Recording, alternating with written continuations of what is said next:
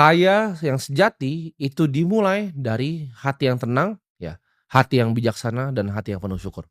Prinsip kedua, ya, hidup di bawah kemampuanmu.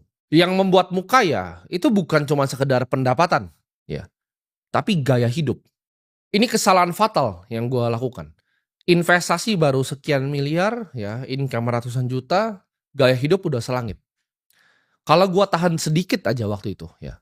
Memang pas awal-awal masih jutaan itu gue tahan terus, ya. Jutaan masih tahan, ya, puluhan juta masih tahan-tahan dikit. Ketika ratusan juta sampai miliar uang gue, itu gatal pertama tuh dimulai di situ. Kalau gue bisa tahan waktu itu, gue investasikan, gue compounding, mungkin uang gue 2 kali lipat dari sekarang.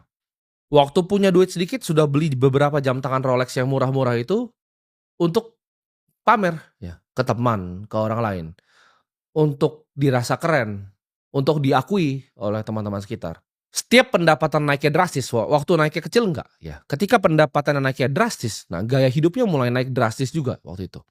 Di tahap itu gue adalah anak muda yang nggak ngerti untuk membedakan antara mana namanya kebutuhan, ya, dan mana yang namanya keinginan. Ini sulit untuk waktu itu gue bedakan. Gue rasa keinginan ini kebutuhan nih, kebutuhan untuk gue pamer, kebutuhan untuk gue cari validasi, kebutuhan untuk gue tunjukin ke semua orang bahwa gue orang paling hebat. Ini harus dibiasakan, ya, kemampuan untuk hidup sederhana walaupun sudah mampu hidup yang mewah. Orang kaya yang sejati, ya, gue pelajari, orang kaya sejati itu menggunakan uangnya bukan untuk pamer, tapi menggunakan uangnya untuk bisa jadi pelayan untuk lebih banyak manusia yang lain. Untuk bisa serve, untuk bisa melayani orang lain. Untuk bisa membuat dunia ini jadi sedikit lebih baik. Bukan hanya untuk dirinya. Karena kalau untuk dirinya itu nggak ada habisnya. Hedonisme itu tidak ada habisnya. Treadmill itu adalah lingkaran kayak nggak pernah bisa berhenti. Ya.